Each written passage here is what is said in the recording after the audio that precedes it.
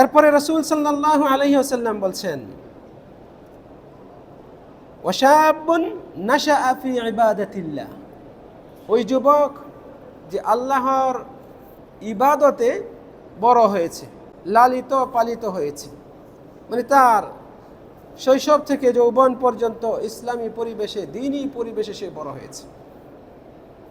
অসৎসঙ্গ গ্রহণ করে নাই, সমাজের স্রোত যেদিকে বয়ে যায় সেদিকে সে যায় না, সে ক্লাবে যায় না, সে বারে যায় না, সে খেলার মাঠে যায় না, সে বিভিন্নভাবে বন্ধুদের সাথে আড্ডা দিতে যায় না, নানান রকমের কুসংস্কারমূলক অনুষ্ঠানে সে অংশগ্রহণ করে না, বরং সে সুস্থ ধারার জীবনযাপন করে, সে সালাত কায়েম করে, সে বড়দের সম্মান করে, সে কোরআন তেলাওয়াত করে, নবীর আদর্শ মেনে চলে, পিতামাতাকে সম্মান করে, ছোটদেরকে স্নেহ করে, রাস্তায় বের হলে চক্ষুকে অবনমিত রাখে।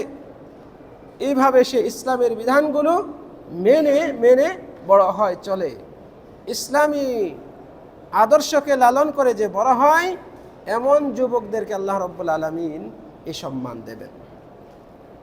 প্রিয় দিনী ভাইয়েরা, এই যৌবনকাল হচ্ছে মানুষকে নানান রকম কামনা বাসনার দিকে পরিচালনাকারী। এই যৌবনকাল অত্যন্ত গুরুত্বপূর্ণ একটি পিরিয়ড, একটি সময়, একটি মৌসুম। প্রত্যেক মানুষের যারা যৌবনকাল পেয়েছে তাদের এই যৌবনকাল হচ্ছে তাদের জীবনের সবচেয়ে সেরা সময়। এই সময় একজন যুবক নিজেকে স্বাবলম্বী মনে করে, নিজেকে পরমুখিতা থেকে মুক্ত মনে করে, নিজেকে স্বাধীন মনে করে। তার মাঝে আল্লাহ রাব্বুল আলামিন শক্তি দিয়েছেন, নিজের ডিসিশন নিজে নেওয়ার ক্ষমতা দিয়েছেন। তাকে আল্লাহ রাব্বুল আলামিন শৃঙ্খলাবদ্ধ না থেকে স্বাধীনভাবে বিচরণ করার মতো পরিপূর্ণ জ্ঞান, বিবেক, শক্তি, শারীরিক শক্তি দিয়েছেন। ফলে এই সময়ে সে ইচ্ছা করলে অন্যায়ে জড়িত হতে পারে। তাকে দমিয়ে রাখার মতো বড় শক্তি খুব কম রয়েছে। এই জন্য এই যুবকদের এই যৌবনকালের ইবাদতকে সবচেয়ে গুরুত্ব দেওয়া হয়েছে। এই যুবকদের যৌবনকাল সম্পর্কে কাল কিয়ামতের দিন আল্লাহ সুবহানাহু ওয়া তাআলা বিশেষভাবে প্রশ্ন করবেন, জবাবদিহিতা গ্রহণ করবেন। এই জন্যই তো হাদিসে এসছে, রাসূল সাল্লাল্লাহু আলাইহি ওয়াসাল্লাম বলছেন, ব্যক্তি তার যৌবনকাল কিভাবে কাটিয়েছে এই সম্পর্কে তাকে প্রশ্ন করা হবে। উত্তর না দেওয়া পর্যন্ত সামনে বা পেছনে একটু আগাতে বা পেছনে যেতে পারবে না। ওয়ান শাবাবিহি ফিমা আফনাহ, তার যৌবনকাল সম্পর্কে, কোন পথে সে তার যৌবনকে ব্যয় করেছে, নষ্ট করেছে, ক্ষয় করেছে। প্রিয় দিনী ভাইরা, এই যৌবনকালে একজন ব্যক্তি তার প্রবৃত্তির অনুসারী হওয়ার সম্ভাবনা অনেক বেশি থাকে। এই যৌবনকালে একজন মানুষ, যুবক বিপদগামী হওয়ার সম্ভাবনা অনেক বেশি থাকে। যে ব্যক্তি তার নিজের নফসকে কন্ট্রোল করতে পারে, নিজের প্রবৃত্তিকে দমিয়ে রাখতে পারে, অন্যায়, অশ্লীলতা, হারাম পথে যাওয়া, এগুলো থেকে নিজেকে কন্ট্রোলে রাখতে পারে। আর এই কন্ট্রোলে রাখা অত্যন্ত কঠিন, কষ্টসাধ্য। এটাকে যে সাধন করে অর্জন করতে পারে, নিঃসন্দেহে তার জন্য বিশাল সওয়াব রয়েছে। যে কাজে কষ্ট বেশি, পরিশ্রম বেশি, সাধনা বেশি, সেই কাজের মূল্য, সেই কাজের ফজিলত, সেই কাজের গুরুত্ব, সেই কাজের দাম, মূল্যায়ন আল্লাহ সুবহানাহু ওয়া তাআলার কাছে তত বেশি। ইব্রাহিম আলাইহিস সালাতু ওয়াস সালাম, তিনি তার যৌবনকালে, যুবক বয়সেই তার নিজ জাতিকে অন্যায়, অশ্লীলতা থেকে বিরত থাকতে আহ্বান করেছেন, শিরিক মুক্ত থাকতে আহ্বান করেছেন, দাওয়াত দিয়েছেন। ফলে আল্লাহ রাব্বুল আলামিন তাকে তার অন্তরঙ্গ বন্ধু হিসেবে গ্রহণ করেছেন। ইব্রাহিম আলাইহিস সালাম যুবক, তিনি দেখছেন তার সমাজের মানুষগুলো নিজ হাতে মূর্তি বানায়, আবার সেটারই সেজদা করে, সেটারই ইবাদত করে, তার কাছে আবার হাত তুলে দোয়া করে চায়।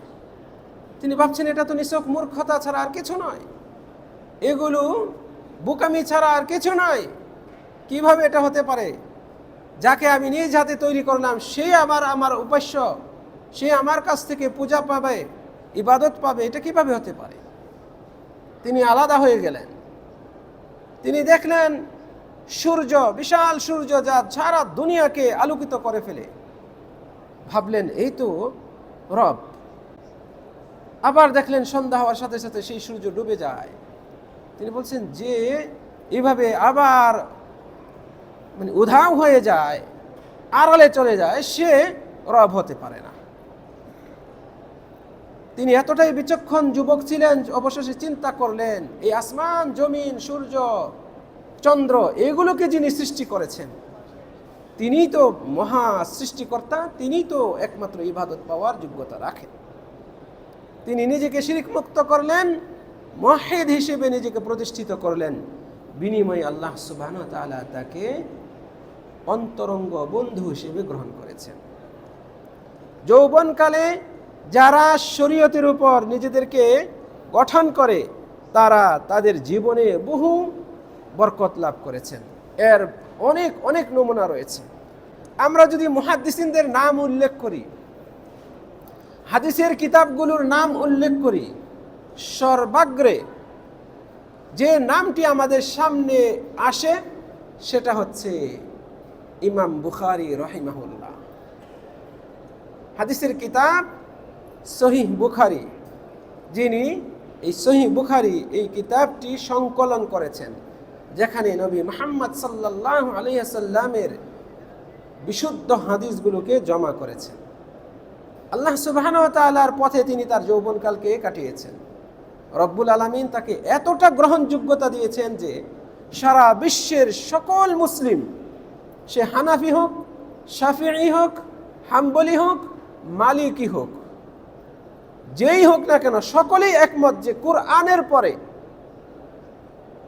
মুসলিমদের জন্য সবচেয়ে বিশুদ্ধতম গ্রন্থ হচ্ছে সহিহ আল বুখারী। আল্লাহু আকবার। এই ইমাম বুখারী রাহিমাহুল্লাহ তিনি তার যৌবনকালে একেবারে যখন পূর্ণ যৌবন প্রাপ্ত হয়েছেন, 18 বছর বয়সে হাদিসের রাবিদের জীবনী গ্রন্থ আত-তারিখুল কাবীর এটা রচনা করেছেন। যারা হাদিস নিয়ে পড়াশোনা করেন তাদের কাছে আপনারা এই কিতাবের প্রশংসা পাবেন, এই কিতাবের পরিচয় পাবেন। আত-তারিখুল কাবীর, বড় ইতিহাস। এই ইতিহাস গ্রন্থে তিনি নবী সাল্লাল্লাহু আলাইহি ওয়াসাল্লামের হাদিস যারা বর্ণনা করেছেন তাদের জীবনী উল্লেখ করেছেন। মাত্র 18 বছর বয়সে, চিন্তা করে দেখুন কতজন পাবেন এই সমাজে এই বয়সে জাতির জন্য কোনো কিতাব লিখেছে। আর সেই কিতাবটি যুগ যুগ ধরে, শতাব্দীর পর শতাব্দী, এমনকি 1000 বছর ধরে সমানভাবে ওই সমাজে এবং বিশ্বের মানুষের কাছে সমাদৃত হয়ে আসছে। অসম্ভব এই নমুনা পাওয়া একেবারে কঠিন। ইমাম বুখারী রাহিমাহুল্লাহ যৌবনকালে তিনি এই কাজ করেছেন। তিনি তার যৌবনটাকে আল্লাহর পথে ব্যয় করেছেন। এইভাবে আল্লাহ রাব্বুল আলামিন তাকে গ্রহণযোগ্যতা দিয়েছেন।